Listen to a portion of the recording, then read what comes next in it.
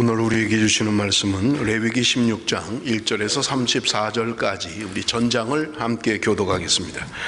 레위기 16장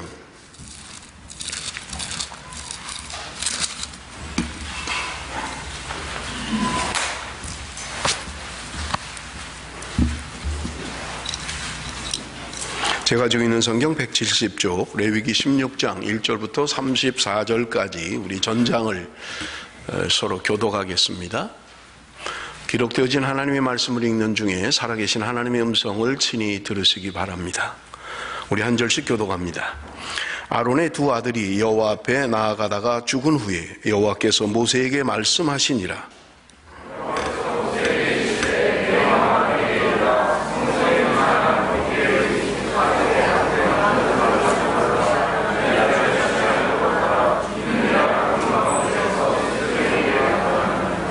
아론이 성소에 들어오려면 수송아지를 속죄제물로 삼고 순양을 번제물로 삼고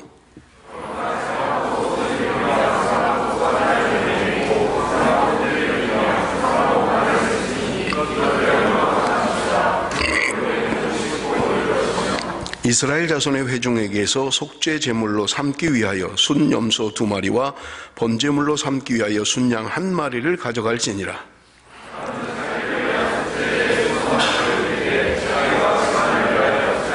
또 그 두 염소를 가지고 회막문 여호와 앞에 두고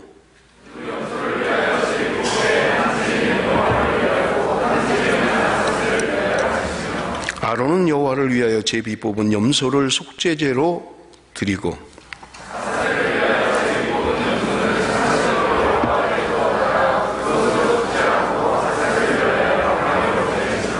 아론은 자기를 위한 속죄제의 수송아지를 드리되 자기와 집안을 위하여 속죄하고 자기를 위한 그 속죄제 수송아지를 잡고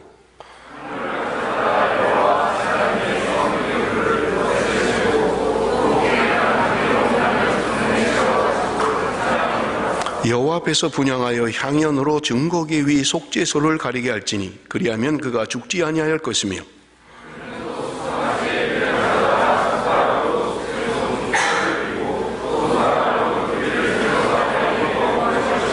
또 백성을 위한 속죄제 염소를 잡아 그 피를 가지고 휘장 안에 들어가서 그 수송아지 피로 행함 같이 그 피로 행하여 속죄소 위와 속죄소 앞에 뿌릴지니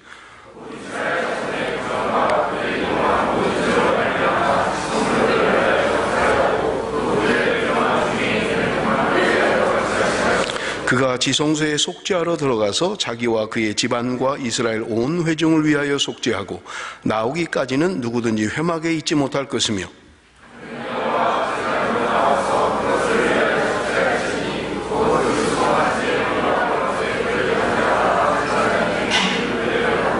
또 손가락으로 그 피를 그 위에 7번 뿌려 이스라엘 자손의 부정에서 제단을 성결하게 할 것이요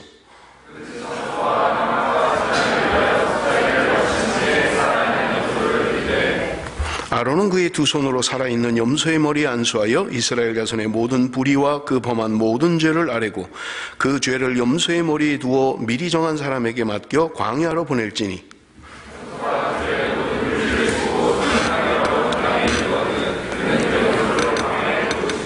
아론은 회막에 들어가서 지성소에 들어갈 때 입었던 세마포 옷을 벗어 거기 두고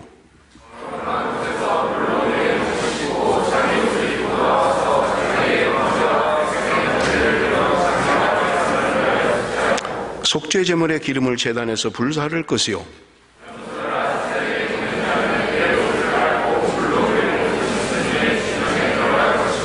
속죄제 수송아지와 속죄제 염소의 피를 성소로 들여다가 속죄하였은즉 그 가죽과 고기와 똥을 밖으로 내다가 불사를 것이요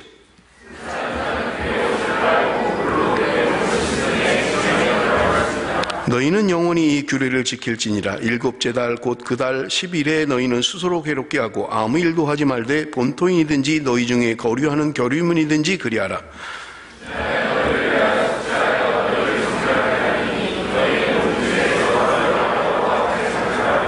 이는 너희에게 안식일 중에 안식일인즉 너희는 스스로 괴롭게 할지니 영원히 지킬 규례라.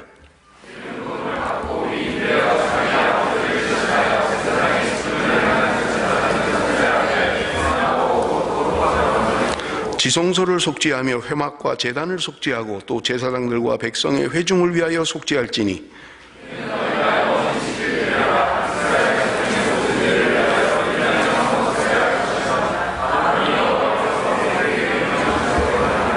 아멘. 긴 말씀을 우리가 함께 읽었는데요. 함께 은혜 받는 시간이 됐으면 좋겠고요. 말씀을 듣기 전에 우리 동영상을 좀 하나 보고 말씀을 나누도록 그렇게 하겠습니다. 깨어진 유리창의 법칙이라는 그런 동영상인데 우리 함께 보시도록 하겠습니다.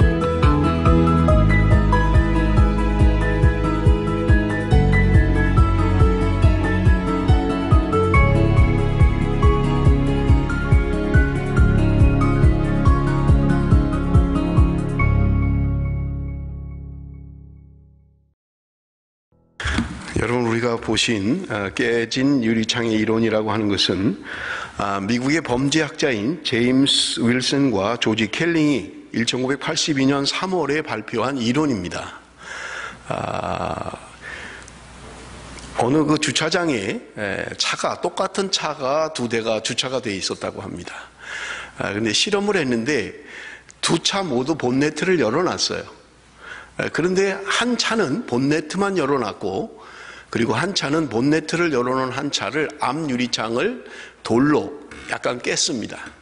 그리고 일주일 동안 주차장에 방치를 해놨던 거예요.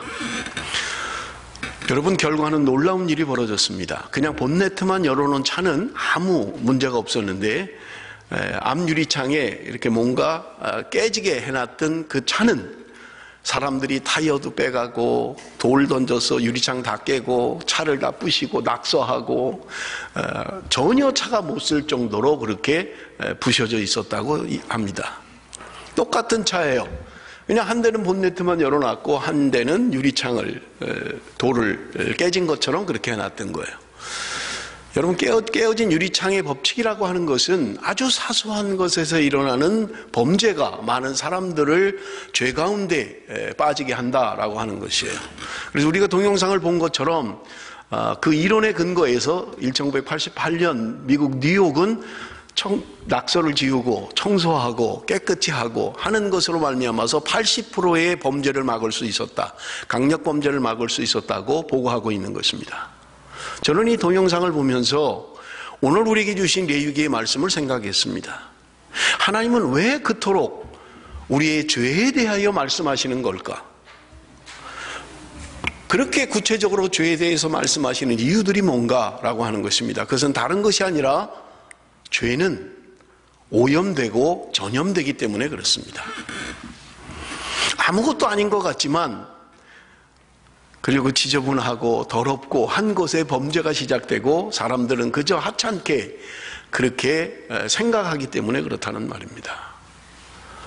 여러분, 우리가 죄 가운데 죄의 전염성과 죄의 오염성이 있기 때문에 여러분, 하나님께서 그토록 죄를 미워하시는 것을 우리는 볼 수 있는 것입니다. 특별히 죄는 집단성이 있습니다. 사람들은 생각하기를 죄를 개인적인 문제라고 생각을 했었습니다.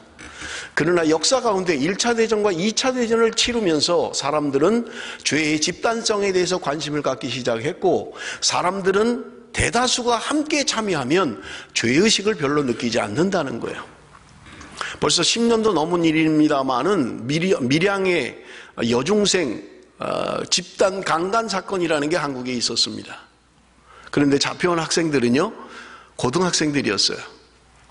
그런데 그들은 그렇게 죄의식을 갖지 않았다는 거예요. 여러 명이 함께 동일한 죄를 지으면 거기서 위로를 받는 거예요.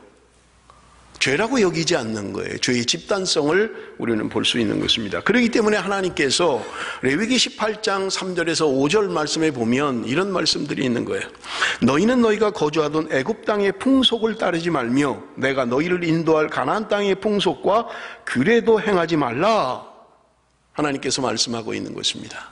여러분, 이스라엘이 머물고 있던 애굽이라고 하는 땅은 430년 동안 머물고 있는 애굽의 땅은 여러분 대단히 발달한 문화를 가지고 있었습니다. 지금도 우리가 불가사의한 것 가운데 이집트에 있는 것들이 있잖아요.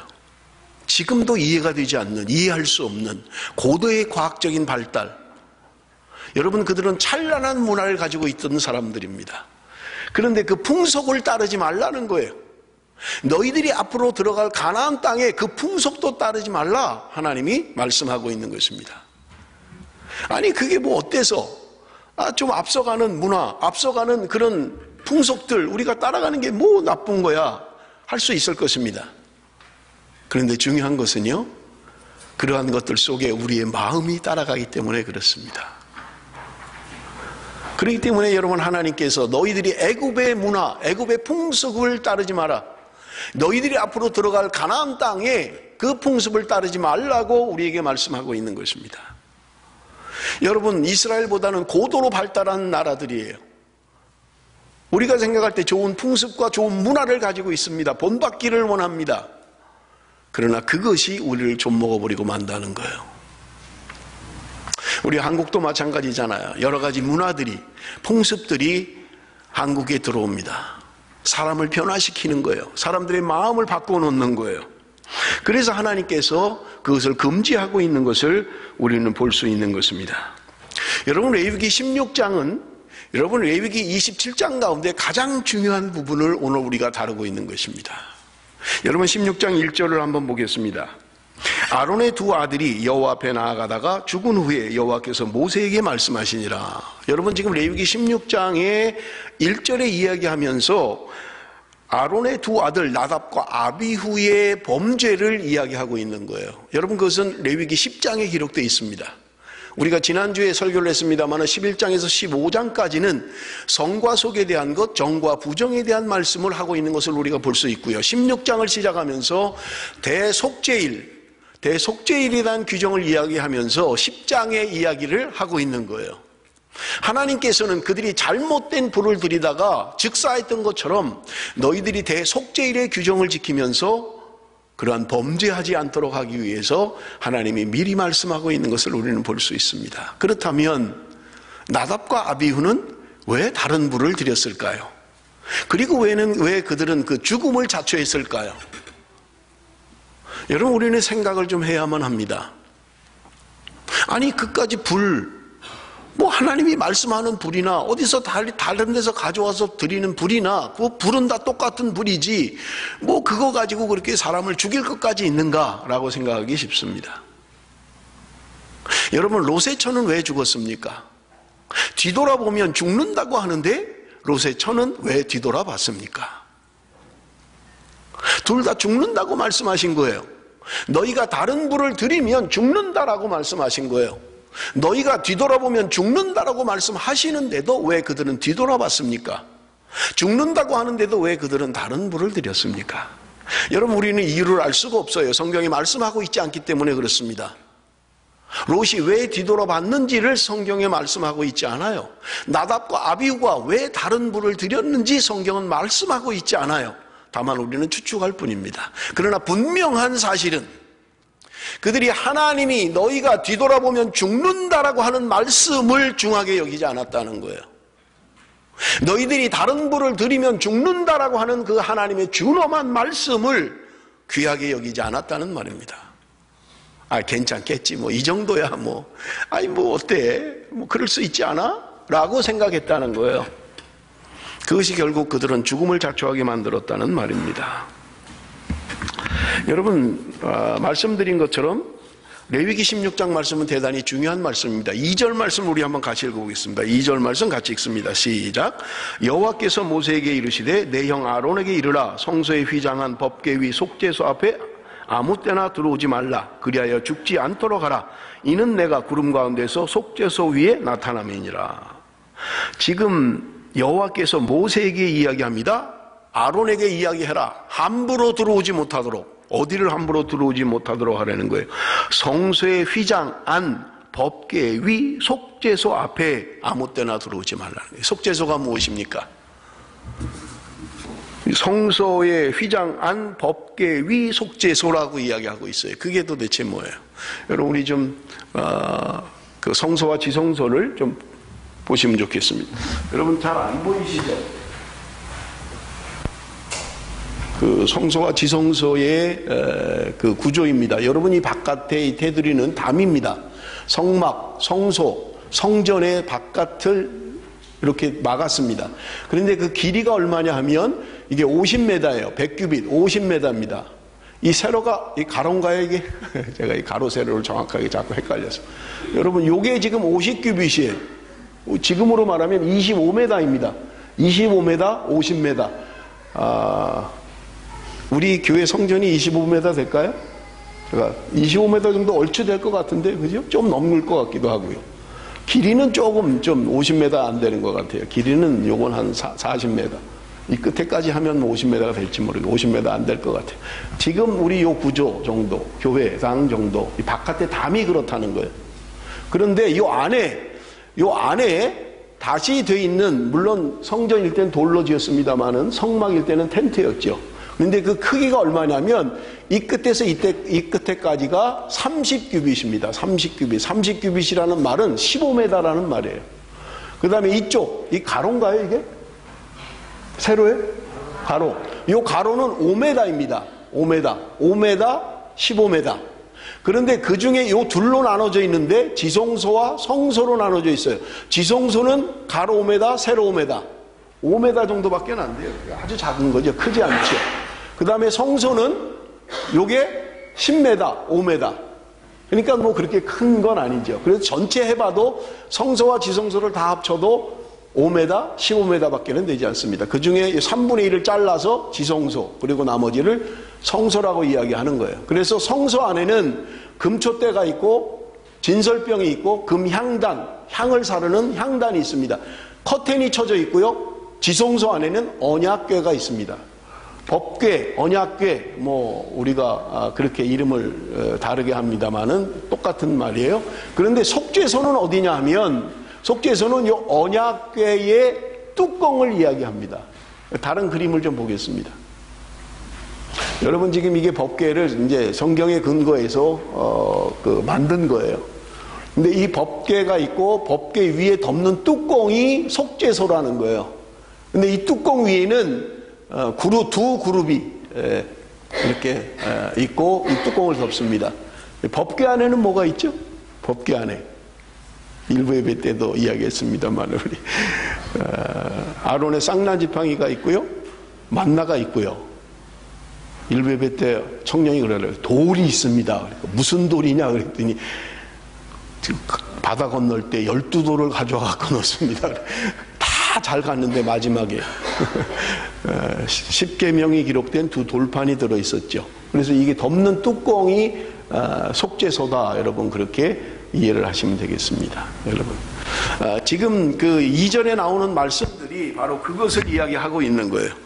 여러분 2절 말씀에 보면 여호와께서 모세에게 이르시되 내 형 아론에게 이르라 성소에 휘장한 법궤 위 속죄소 앞에 아무 때나 들어오지 말라 그리하여 죽지 않도록 하라 이는 내가 구름 가운데서 속죄소 위에 나타남이니라. 저 아까 법궤 뚜껑이 속죄소다 그렇게 말씀을 드렸죠. 여러분 하나님께서 대제사장이라 할지라도 함부로 들어오지 못하도록 했어요. 더군다나 지성소 안에는 1년에 한 번만 들어갈 수 있습니다. 대제사장이 1년에 한 번 들어갈 수 있는데 그날이 바로 속죄일이에요. 대속죄일이다. 우리가 이야기하는 유대인의 원력으로는 7월 10일입니다. 7월 10일 이 날을 대속죄일로 정하고 금식하며 그렇게 하나님 앞에 나아가는 민족의 죄를 용서받는 국가적인 죄를 용서받는 대속죄일의 행사였던 것을 우리는 볼 수 있는 것입니다. 그런데 여러분 그 민족의 죄를 걸머쥐고 들어가는 대제사장에 대한 규정이 오늘 성경에 기록되어 있어요. 4절을 봅니다. 거룩한 세마포 속옷을 입으며 세마포 속바지를 몸에 입고 세마포 띠를 띠며 세마포 관을 쓸지니 이것들은 거룩한 옷이라. 물로 그의 몸을 씻고 입을 것이며. 먼저 몸을 씻고 그 다음에 세마포 옷을 입었던 거예요. 그런데 여러분 우리가 레위기 4장에 보면 대제사장이 입는 옷에 대하여 설명을 했고 지난번에 제가 사진으로 보여드렸어요. 그들이 입는 옷은 왕보다도 화려한 옷이었어요. 12지파를 보석으로 나타냈고요. 에봇을 입었고요. 견장을 달았는데 보석이고요. 금테두리 모자를 썼고요. 그냥 겉으로만 봐도 발 치마 에봇 끝에는 보석이 주렁주렁 달려있고요. 그냥 보기만 해도 휘황찬란한 옷이에요. 그런데 여기 대속죄일에 하나님 앞에 민족의 죄를 걸머쥐고 나아가는 대제사장의 모습은 그러한 화려한 모습이 아닙니다. 하얀 세마포 옷만 입었다 그렇게 이야기하고 있는 거예요. 잘 이해가 되지 않지요. 평상시보다 오히려 하나님 앞에 나가는 그날 더 화려하게 입고 더 하나님 앞에 치장을 하고 나가야 될 텐데 하나님이 대제사장에게 말씀하시는 것은 그러한 화려한 옷을 입지 말고 그냥 하얀 세마포 옷만 입고 지성소에 들어오라고 말씀하고 있는 것입니다. 하나님을 만나고 하나님을 대면하는 것은 우리의 화려함이 아니라는 말이에요. 하나님 앞에 거룩이라고 하는 것은 우리의 화려함을 말씀하고 있지 않습니다. 우리는 하나님 앞에 겸손하게 나가야만 하는 것입니다. 대제사장이라 할지라도 그가 죄를 사할 수 있는 권세가 없어요. 그도 한 인간이에요. 예표입니다. 앞으로 오실 예수 그리스도 그분만이 우리의 죄를 용서하실 수 있는 분이지 그 어떤 누구도 우리의 죄를 용서하거나 대신할 수 없다는 거예요. 여러분 이게 성경이 이야기하는 거예요. 그런 면에서 여러분 캐톨릭은 비성경적인 것입니다. 교황이 무오하다고 하는 것은 비성경적인 이야기예요. 여러분 이 땅의 인간은 어떤 누구라도 하나님 앞에 다 죄인이고 범죄자인 것입니다. 그렇기 때문에 하나님 앞에 나갈 때는 어떤 화려함의 모습을 가지고 나가는 것이 아니라 정말 애통하는 마음으로 겸비하는 마음으로 겸손한 마음으로 하얀 세마포만 입고 하나님 앞에 나갈 수 있었던 것입니다. 여러분 성경은 우리에게 말씀합니다. 요한계시록 19장 7절 8절에 오늘 본문에 이야기하는 세마포에 대해서 설명하고 있습니다. 우리 한번 같이 읽겠습니다. 다 같이 읽습니다. 시작. 우리가 즐거워하고 크게 기뻐하며 그에게 영광을 돌리세. 어린 양의 혼인기약이 이르렀고 그의 아내가 자신을 준비하였으므로 그에게 빛나고 깨끗한 세마포옷을 입도록 허락하셨으니 이 세마포옷은 성도들의 옳은 행실이로다 하더라. 여러분 혼인잔치에 대하여 말씀합니다. 신랑 되신 예수 그리스도와 신부인 교회가 이제 혼인 예식을 이루는 거예요. 그런데 여기 오늘 본문에 보면 그에게 빛나고 깨끗한 세마포옷을 입도록 허락하였다. 빛나고 깨끗한 세마포옷을 입혔다는 거예요. 그런데 성경은 이야기합니다. 그 세마포라고 하는 것은 성도들의 옳은 행실이다. 여러분 은유적인 표현이죠. 성도들의 옳은 행실이 우리가 입는 깨끗한 세마포 옷이라는 거예요. 오늘 우리가 예수 그리스도 신랑을 맞이하는 신부의 모습으로 나가는 것은 여러분 착한 행실로 짜여진 거룩한 세마포, 깨끗한 세마포 그 옷을 입고 주님 앞에 나가야 된다는 거예요. 신랑을 맞으러 나가야 된다는 말입니다. 그렇다면 사랑하는 성도 여러분, 오늘 우리가 입어야 하는 그 옷은 우리의 착한 행실로 말미암아 짜여질 그 아름다운 옷, 깨끗한 세마포라는 것을 여러분 우리는 기억해야만 할 것입니다. 여기 오늘 본문의 요한계시록의 8절에 그에게 빛나고 깨끗한 세마포 옷을 입도록 허락하셨다라고 하는 이 한글 번역은 오역입니다. 여러분 그에게라고 번역하면 안 돼요. 이건 잘못된 번역이에요. 저도 성경을 읽으면서 그에게 그래서 신랑이 입나? 신랑이 세마포 옷을 입나? 이렇게 생각을 했어요. 그래서 원어와 영어 성경을 보니까 영어 성경은 제대로 번역을 했어요. 그래서 그것이 여자인 것을 표현하고 있고요. 여자라는 단어를 분명하게 사용하고 있고요. 우리 표준세 번역, 한글 번역 가운데 표준세 번역이 신부에게라고 정확하게 표현하고 있고요. 원어의 의미도 마찬가지입니다. 신랑이 입는 게 아니에요. 그런데 우리 번역에는 그에게라고 하고 있어요. 그에게라는 말은 남자를 보통 이야기하잖아요. 이것은 잘못된 오역이고 신부가 깨끗한 세마포를 입는다고 말씀하고 있는 것입니다. 여러분 아무리 제사장이라 할지라도 하나님 앞에 나아가는 것은 그가 사죄함을 받았다 할지라도 여러분 그렇게 자신만만하게 하나님 앞에 나갈 수 있는 게 아니라는 거예요. 두려움을 가지고 하나님 앞에 나가야만 하는 것입니다. 여러분 겸손함을 가지고 하나님 앞에 나가야 된다는 말이에요.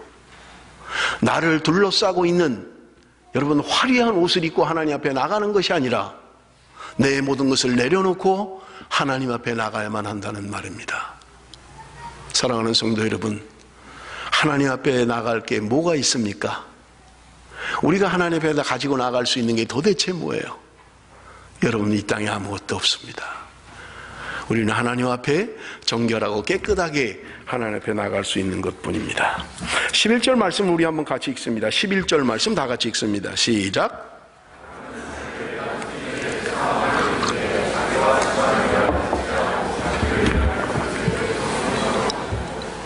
여러분 지금 대제사장이 지성소 안에 들어갈 때 하나님이 먼저 하라고 하는 것이 있습니다. 그것은 뭐냐면 대제사장인 아론을 정결케 하는 거예요. 그런데 여기 보면 11절에 보면 아론은 자기를 위한 속죄제의 수송아지를 드리되 자기와 집안을 위하여 속죄하고 자기를 위한 그 속죄제의 수송아지를 잡고 먼저 자기 죄를 회개하기 위해서 자신을 위한 속죄제를 드리라는 거예요. 그런데 수송아지를 드리라고 말씀하고 있는 것을 우리는 볼 수 있어요. 그런데 여러분 우리가 성경 뒤에 살펴볼 것입니다마는 민족을 위하여 백성들의 죄를 위하여는 염소를 드리라고 이야기를 해요. 그런데 지금 제사장을 위하여는 수송아지를 드리라고 말씀하고 있는 거예요. 여러분 기억을 하실지 모르겠습니다만 레위기 4장에 보면 속죄제에 대한 규정을 이야기하면서 속죄제를 드리는 사람이 드릴 제물에 대하여 열거해 놨습니다. 거기 보면 제사장이 범죄했을 때 그리고 백성이 범죄했을 때 수송아지를 드려서 죄사함을 받으라고 이야기하고 있어요. 백성의 죄와 그리고 제사장의 죄가 같은 급이에요. 그 다음에 무슨 평민이 드리는 것, 그 다음에 족장이 드리는 것 달라요. 염소를 드려라, 양을 드려라, 급이 다 달라요. 그런데 여기 오늘 대속죄일의 규정은 백성들을 위하여 사죄하는 그 속죄 제물보다 아론 한 사람 대제사장을 위하여 드리는 속죄 제물이 훨씬 크다는 거예요. 왜냐하면 대속죄일은 민족의 죄를 걸머지고 들어가서 사죄함을 받는 대제사장이기 때문에 그렇습니다. 이 대제사장이 백성들이 죄사함을 받는 게 아니라 이 아론으로 말미암아 대제사장으로 말미암아 민족의 죄를 용서받는 거예요. 그렇기 때문에 그는 먼저 하나님 앞에 들어갈 때 자신을 정결하게 해야 되고 자신의 죄를 위하여 속죄 예물을 드리라고 말씀하고 있는 것을 우리는 볼 수 있는 것입니다. 여러분 12절 13절을 우리 한번 좀 같이 읽으면 좋겠습니다. 12절 13절 말씀 다 같이 시작. 향로를 가져다가 여호와 앞 제단 위에서 피운 불을 그것에 채우고 또 곱게 간 향기로운 향을 두 손에 채워가지고 휘장 안에 들어가서 여호와 앞에 분향하여 향연으로 증거계 위 속죄서를 가리게 할지니 그리하면 그가 죽지 아니할 것이며. 여기 보면 향로를 가져다가 여호와 앞 제단 위에서 피운 불을 그것에 채우고 그것으로 말미암아서 증거궤의 속죄세를 가려라, 이렇게 이야기하고 있는 거예요. 무슨 말이냐 하면 먼저 들어가서 하나님 앞에 속죄의 예물을 드리기 전에 먼저 해야 될 것이 있는데 향로에다가 향을 담아가지고 지금 지성소로 들어가라는 거예요. 그래서 지성소 안에 그 연기가, 그 향에서 나오는 그 연기가 자욱해져. 물론 뭐 지성소 안에는 햇빛이 들지 않기 때문에 그 자체로도 껌껌합니다. 그런데 그 법궤의 속죄소를 보지 못하도록 향을 피워서 가리라는 게, 연기를 피워서 보지 못하게 하라는 거예요. 왜냐하면 그것을 보면 죽으니까. 연기를 가지고 먼저 들어가서, 향을 가지고 먼저 들어가서 지성소를 그 연기로 가득 채우는 거예요. 뭐 깜깜해서 혼달아 잘 보이지 않습니다만, 물론 성소에는 촛불이 있어요. 그 촛대가 있기 때문에 그 불빛이 뭐 약간 스며들을지는 모르겠습니다만은 그 안 자체는 굉장히 깜깜한 거예요. 그럼에도 불구하고 보지 못하도록 향을 피워서 속죄소를 가리라는 거예요. 그래야만 살 수 있다고 말씀하고 있는 것을 우리는 볼 수 있는 것입니다. 그리고 나서 14절에 보니까 그는 또 수송아지의 피를 가져다가 손가락으로 속죄소 동쪽에 뿌리고 또 손가락으로 그 피를 속죄소 앞에 7번 뿌릴 것이며, 지금 대제사장 아론의 죄를 먼저 들어가서 죄사함을 받으라는 거예요. 그래서 피를 가지고 가서 속죄소 앞에, 그리고 속죄소 동편에 한 번 뿌리고 속죄소 앞에 7번 뿌려서 자신의 죄를 사함 받으라고 말씀합니다. 그런데 이 죄사함, 속죄의 일을 하기 전에 먼저 그 안에 들어가서 향을 가지고 향을 피워서 가리고 그 다음에 들어가서 해야만 된다고 성경은 우리에게 말씀하고 있는 것입니다. 15절입니다. 또 백성을 위한 속죄제 염소를 잡아 그 피를 가지고 휘장 안에 들어가서 그 수송아지 피로 행한 같이 그 피로 행하여 속죄소 위와 속죄소 앞에 뿌릴지니, 동일해요. 아론의 죄를 사하는 것과 동일하게 염소의 피를 가지고 들어가서 이번에는 동일하게 합니다. 속죄소 동편에 뿌리고 속죄소 앞에 염소의 피를 뿌려서 민족의 죄를 걸머지고 민족의 죄를 사함받는 것을 우리는 볼 수 있는 것입니다. 여러분, 오늘 우리는 이런 제사를 드리지 않아요. 제사장도 없고요, 이러한 제사를 드리지 않습니다. 그러나 지난주에도 말씀드린 것처럼 하나님이 구약의 성도들에게 주셨던 이런 규정들은 지금 우리가 동일한 이런 일을 행하지는 않지만 그 목적과 의미와 그 상징은 우리가 오늘도 물려받아야 되고 행해야 된다는 말이에요. 그게 도대체 무엇입니까? 그것은 다른 것이 아니라 소의 피로 말미암아 용서함을 받고 염소의 피로 말미암아 민족의 죄를 용서받는 그 피는 바로 예수 그리스도, 그분이 우리를 위하여 흘리신 보혈의 피를 말씀하고 있는 것이고 상징하고 있는 것입니다. 그 어떤 것도 우리의 죄를 살 수 있는 것은 없고, 오늘 예수 그리스도의 피로 말미암아 우리가 정결케 되고 예수 그리스도의 피로 말미암아 우리가 구원함을 받으며 오늘 우리가 거룩하게 된다라고 하는 분명한 사실을 여러분이 이러한 제사법을 통하여, 대속죄일의 규정을 통하여 하나님은 오늘도 우리에게 말씀하고 있는 것입니다. 그런 의미에서 히브리서 9장 13절 14절을 우리 한번 같이 읽어봅니다. 히브리서 9장 13절 14절 다 같이 시작. 염소와 황소의 피와 및 암송아지의 죄를 부정한 자에게 뿌려 그 육체를 정결하게 하여 거룩하게 하거든 하물며 영원하신 성령으로 말미암아 흠없는 자기를 하나님께 드린 그리스도의 피가 어찌 너희 양심을 죽은 행실에서 깨끗하게 하고 살아계신 하나님을 섬기게 하지 못하겠느냐. 구약시대에 소의 피가, 염소의 피가 그들을 깨끗하게 했다면 성령으로 말미암아 오늘 우리에게 뿌려지는 예수 그리스도의 보혈이 어찌 너희를 깨끗하지 않게 하겠느냐고 말씀하고 있는 것입니다.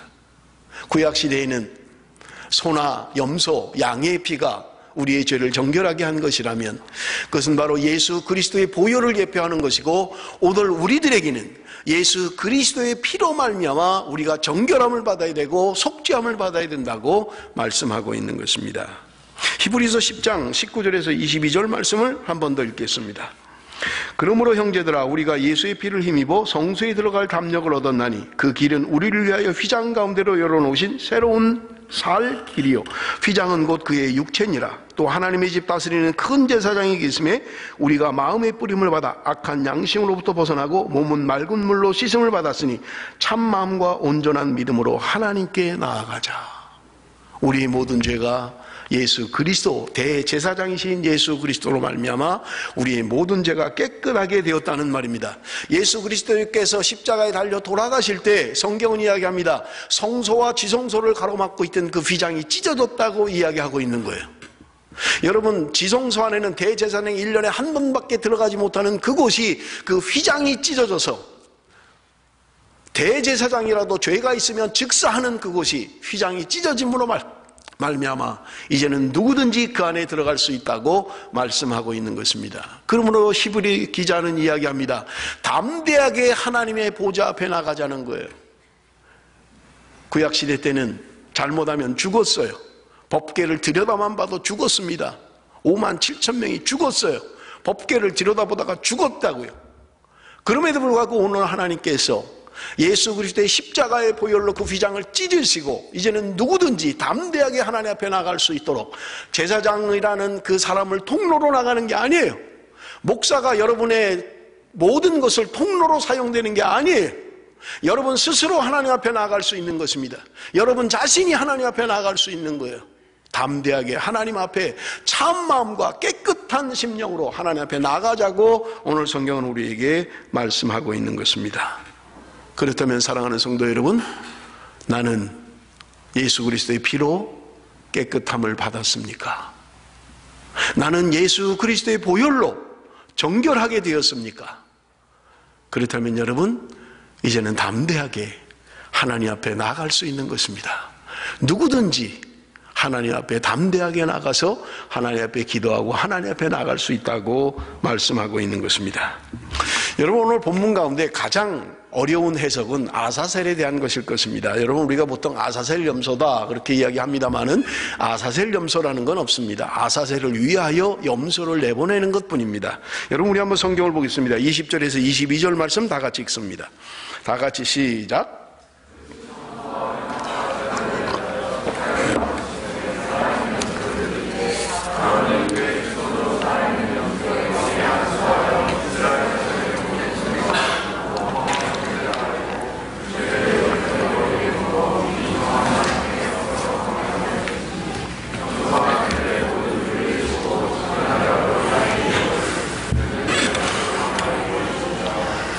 여러분, 대속죄일에 하나님 앞에 드려지는 염소에 대하여 말씀하고 있는데 민족의 죄를 걸머질 염소에 대하여 이야기합니다. 여러분, 성경에 보면 두 염소를 준비하라고 이야기합니다. 그런데 그 두 염소 가운데 제비를 뽑아서 한 염소는 하나님을 위하여, 그리고 한 염소는 아사셀을 위하여 드려지게 되는 거예요.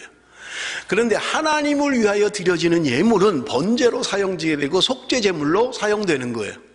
그런데 이제 아사셀을 위한 이 염소, 그런데 성경이 말하는 이 아사셀이 도대체 무엇이냐라고 하는 것입니다. 그런데 지금까지도 어느 성경학자도 이 아사셀이 뭔지를 풀지를 못해요. 아사셀이 뭔지를 몰라요. 아사셀을 위하여 염소를 내보내라고 이야기하고 있습니다마는 아사셀이 무엇인지를 밝히지를 못하고 있습니다. 여러분, 우리가 성경에서 말씀하고 있지 않은 것을 굳이 알려고 할 거 없어요. 다만 아사셀을 위하여 드려지는 염소는 어떤 기능이냐라고 하는 것만 아시면 됩니다. 여러분, 여기 성경에 보면 먼저 두 염소 가운데 제비를 뽑아서 한 염소는 하나님을 위하여 속죄제물로 드려지고 한 제물은 아사셀을 위하여 내보내게 되는 거예요. 그런데 이 아사셀을 위하여 내보내기 전에 안수에서 이 염소의 먼저 머리에 안수를 하게 됩니다. 여러분, 성경의 모든 제사에 안수하는 것은 죄를 전가하는 기능을 가지고 있는 거예요. 민족이 됐든 개인의 죄가 됐든 내 죄를 전가할 때 안수해서 그 짐승에게 내 죄를 트랜스퍼하는 것입니다.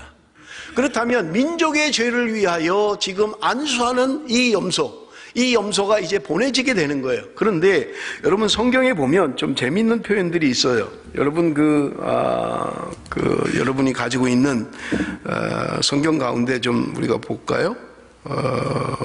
어떤 말씀이냐면 10절 말씀입니다. 아사셀을 위하여 제비 뽑은 염소는 산채로 여호와 앞에 두었다가 그곳으로 속죄하고 아사셀을 위하여 광야로 보낼지니라. 그렇게 말씀하고 있는 것을 우리가 볼 수 있어요.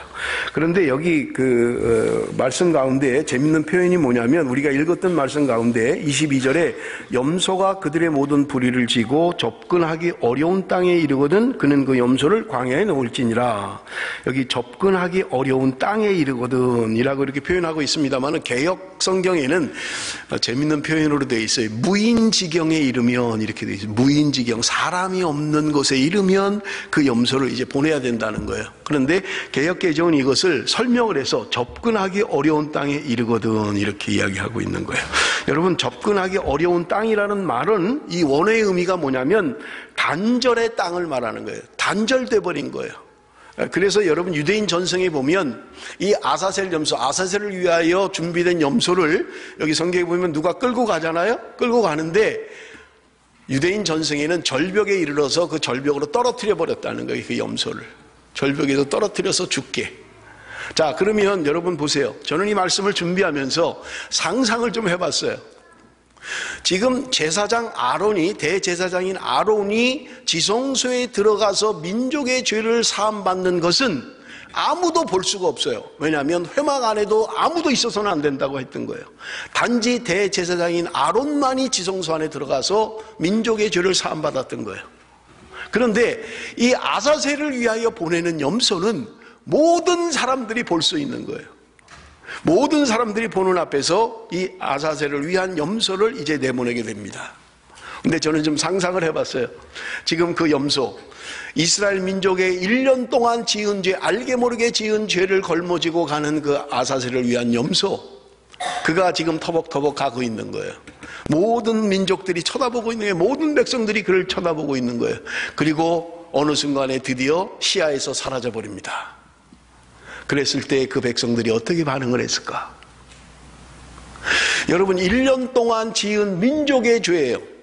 개인의 죄가 아니라 민족적으로 지은 죄들이 지금 눈앞에서 그 아사셀이 사라지는 순간, 아사셀 염소가 사라지는 순간 민족의 1년 동안 지은 죄가 용서함을 받는 거예요. 저는 그걸 보면서요, 얼마나 환호를 했을까? 백성들이 그 모습을 쳐다보면서 염소가 사라질 때, 염소가 사라졌다! 우리 죄가 사라졌다! 그렇게 소리치면서 1년 동안 지은 모든 죄를 사함받는 이 축제의 날들을 저는 그냥 감격 없이 그렇게 할 거라고 생각하지 않았어요. 그러면서 저는 이런 생각을 했습니다. 이 제도가, 이러한 규례가 지금도 있다면 얼마나 좋을까? 1년에 한 번씩 내가 알고 모르게 지은 죄들, 우리의 공동체가, 우리의 교회가 지은 죄들, 우리는 옳다라고 했던 것들이 하나님 앞에 잘못된 것들, 우리 민족이 잘못된 것들, 이러한 것들을 1년에 한 번씩 하나님 앞에 모든 죄를 내놓고 하나님의 용서함을 받는 날이 있다면 얼마나 좋을까? 저는 그런 생각을 했습니다. 여러분, 한국 장로교회는 원래는 하나의 장로교회밖에는 없었습니다.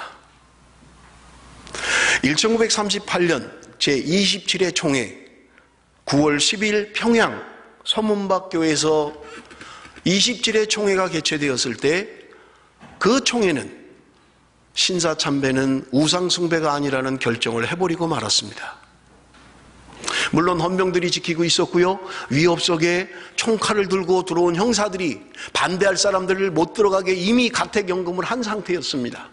그럼에도 불구하고 그날 대한민국 장로교 총회는 신사참배는 우상숭배가 아니라는 죄를 범했던 것입니다. 물론 위협 속에서 이루어진 일이고 선교사들이 일어나서 이건 불법이다 그리고 나갔고요, 그리고 또 수많은 사람들이 순교를 당했습니다. 감옥에서 죽었습니다. 신사참배 때문에. 그럼에도 불구하고 1938년 제27차 대한예수교 장로회 총회는 하나님 앞에 범죄하고 말았던 것입니다. 누가 이 죄를 사할 수 있습니까? 누가 이 죄를 용서받을 거예요? 국가가 지은 죄입니다. 한 교단이 범죄를 했어요.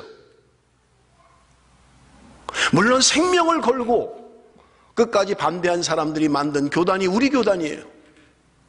감옥에 갔다 나와서 새롭게 만든 교단이 우리 교단이긴 합니다만은 이 국가적인 범죄를 누가 죄사함을 받을 수 있단 말이에요. 1년에 한 번 그런 날이 있으면 좋을 것 같아요. 우리가 알게 모르게 지은 죄들, 우리 교회 공동체가 지은 죄들을 1년에 한 번 하나님 앞에 내어놓고, 하나님, 우리가 모르게 죄를 지었습니다. 우리가 어리석어서 우리의 죄성이 하나님을 기쁘시게 하지 못했습니다. 우리의 죄를 용서해 주십시오.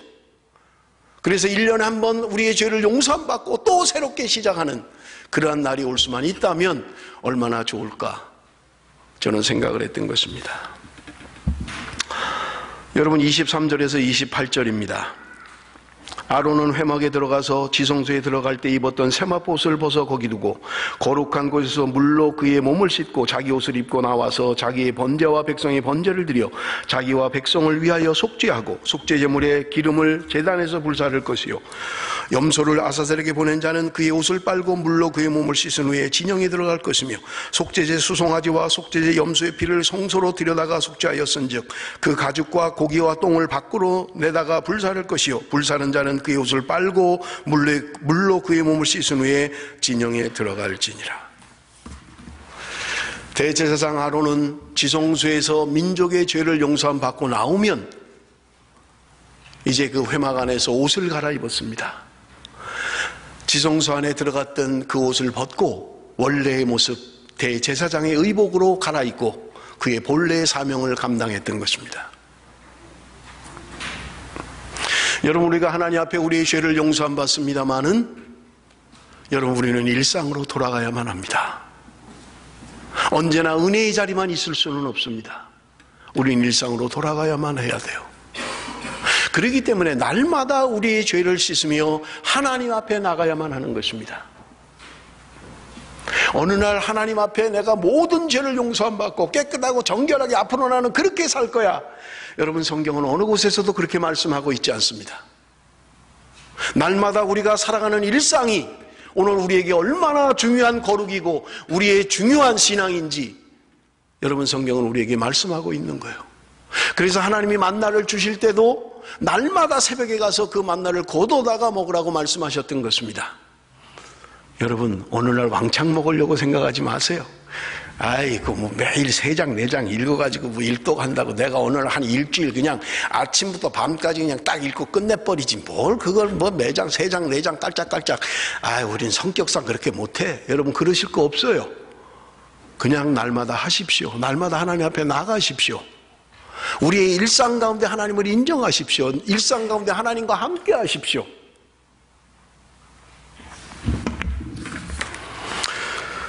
여러분, 29절에서 31절입니다. 너희는 영원히 이 규례를 지킬지니라. 7째 달 곧 그 달 10일에 너희는 스스로 괴롭게 하고 아무 일도 하지 말되 본토인이든지 너희 중에 거류하는 거류이든지 그리하라. 이날에 너희를 위하여 속죄하여 너희를 정결하게 하리니 너희의 모든 죄에서 너희가 여호와 앞에 정결하리라. 이는 너희에게 안식일 중에 안식일인즉 너희는 스스로 괴롭게 할지니 영원히 지킬 규례니라. 7월 10일 날 드려지는 대속죄일이 여러분, 성경은 이야기합니다. 안식일 중에 안식일이라는 거예요. 여러분 보세요. 지금 그들이 드리는 제사는 대속죄일입니다. 죄를 사함받는 속죄의 예배를 드리는 거예요. 그런데 성경은 이야기하기를 이스라엘 민족의 죄를 용서함 받는 이 대속죄일이 안식일 중에 안식일이라는 거예요. 여러분, 안식일이라고 하는 것은요, 쉼입니다. 하나님이 우리에게 안식일 주신 목적은 쉼이에요. 그런데 성경은 이야기하기를 대속죄일을 안식일 중에 안식일이라고 이야기하는 게 무슨 말입니까? 오늘 우리의 쉼이라고 하는 것은요, 하나님의 속죄 안에서 참 쉼이 이루어진다라고 하는 것입니다. 그저 그냥 놀러 가고 그냥 뭐 육체가 쉬고 그것이 참 쉼이 아니라 오늘 우리의 죄를 용서받는 하나님의 속죄 안에서의 안식, 그것이 참 안식이라고 오늘 우리에게 말씀하고 있는 것입니다. 여러분, 오늘 성경에 보면 스스로를 괴롭게 하라 그렇게 이야기합니다. 이 스스로를 괴롭게 하는 것은 랍비들은 이렇게 이야기합니다. 이것은 금식하는 것이다. 땅 위에서 자는 것이다. 집에서 잠을 자는 게 아니라 땅에서 잠을 잔다는 거예요. 옷 갈아입지 않기, 옷을 갈아입지 않는다는 거예요. 목욕을 금지하고요, 부부간의 성관계를 금지하는 거예요. 그것이 바로 스스로를 괴롭게 하는 것이다, 그렇게 말씀하고 있는 것입니다. 말씀드린 것처럼 여러분, 참된 안식이라고 하는 것은 오늘 그리스도의 속죄 안에서만 참 안식이 있다는 말입니다. 마지막 34절 우리 한번 같이 읽겠습니다. 34절 마지막 말씀 다 같이 읽습니다. 시작. 이는 너희가 영원히 지킬 규례라. 이스라엘 자손의 모든 죄를 위하여 1년에 한 번 속죄할 것이니라. 아론이 여호와께서 모세에게 명령하신 대로 행하니라. 속죄제의 특성은 여러분 말씀을 드렸습니다. 내가 모르고 지은 죄, 알게 모르게 지은 죄를 사함받기 위하여 드리는 제사라고 말씀을 드렸던 것입니다. 우리의 공동체가, 또 우리의 민족이 하나님 앞에 알게 모르게 지은 죄들, 여러분, 우리가 들려오는 대한민국의 소식들이 얼마나 안 좋은 소식들이 많이 들려옵니까? 하나님 앞에 범죄하고 하나님의 말씀대로 살지 못하는, 교회가 교회답지 못한 오늘 우리의 세태를 보면서 우리는 대속죄일의 이 의미를 우리는 되새겨야만 할 것입니다. 저는 목회를 하면서 하고 싶은 게 있었어요. 그게 뭐냐면 성경에 나오는 월삭이라는 제도예요. 여러분, 월삭이라고 하는 것은 매달의 첫날을 하나님 앞에 구별하여 드리는 것입니다. 오늘이 5월 1일이잖아요. 그죠?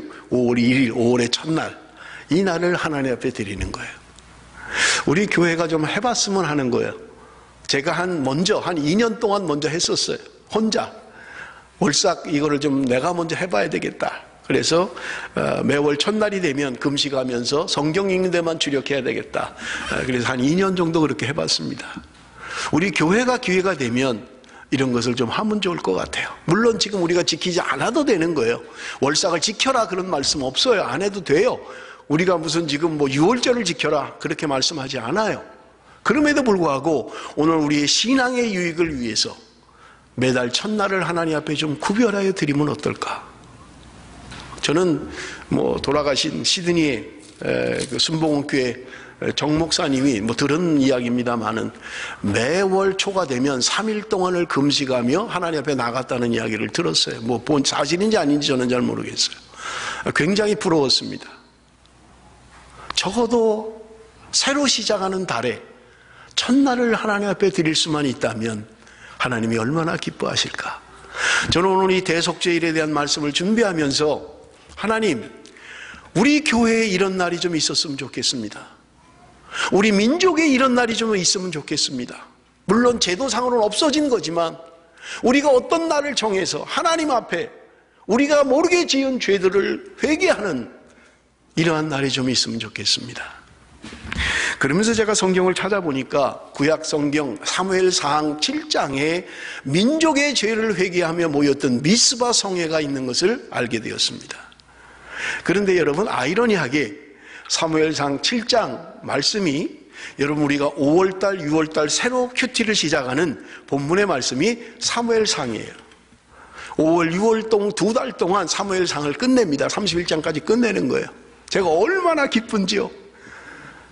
그래서 내가 이 설교를 해야 되겠다, 이 본문으로 설교를 해야 되겠다. 사무엘상 7장에 있는 이 민족의 죄를 회개했던 미스바 성에 대한 말씀을 전해야 되겠다.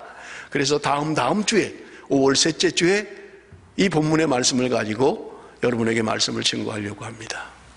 사랑하는 성도 여러분, 말씀을 정리하겠습니다. 우리가 개인적으로 우리의 죄를 회개하고 하나님 앞에 나가야만 합니다.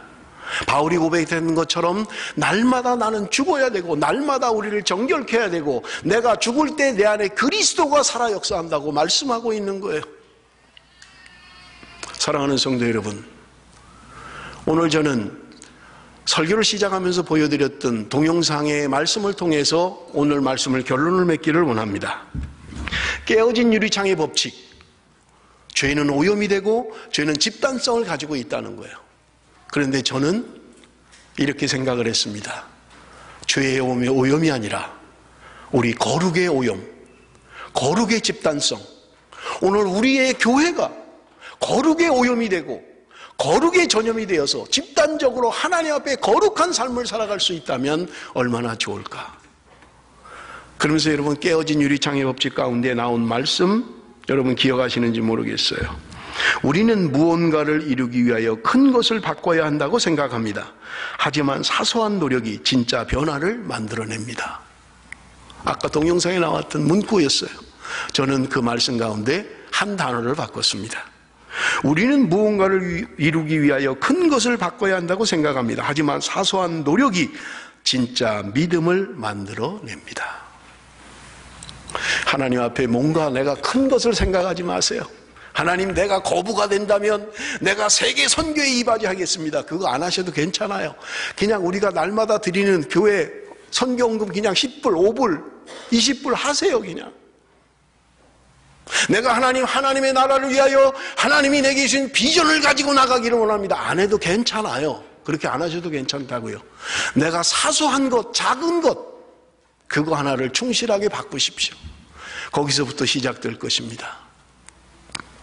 우리의 교회가 죄로부터 오염되지 않도록 작은 것이지만 그것이 모두 다 죄조차 느끼지 못하고 하나님 앞에 범죄임에도 그것을 느끼지 못하는 죄의 무각한 교회가 아니라 하나님의 거룩을 깨닫고 하나님의 거룩 앞에 나가는, 그래서 우리 모두가 죄의 오염이 아닌 거룩의 오염, 죄의 집단성이 아니라 거룩의 집단성, 우리 베델교회가 거룩한 집단이 되고 거룩한 공동체가 되고 하나님이 기뻐하시는, 그래서 큰 역사를 이루지 못한다 할지라도 작은 것, 사소한 것, 그것을 오늘부터 우리가 지켜 행하기를 소원합니다.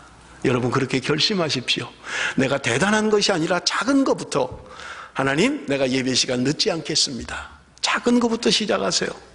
대단한 거 하려고 하지 마세요. 하나님, 내가 하나님 앞에 드릴 11조를 드리기를 원합니다. 대단한 거 하려고 하지 마세요. 그것부터 시작하세요. 그래서 여러분, 그 사소한 것이 우리의 믿음의 변화가 나타나는 그런 저와 여러분이 될 수만 있다면 하나님이 기뻐하시는 공동체, 대속죄일, 날마다 우리의 죄를 씻으며 하나님 앞에 내 죄를 자복하고 회개하는 저와 여러분이 되시기를 주님의 이름으로 축원합니다. 기도하겠습니다.